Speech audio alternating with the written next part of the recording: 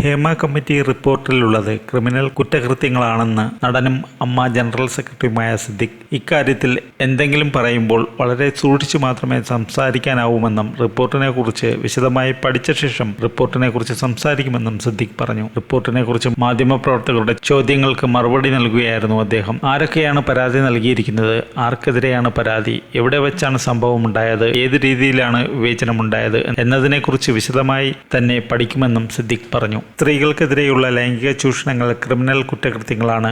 അതിനെയൊന്നും ആരും ന്യായീകരിക്കുന്നില്ല.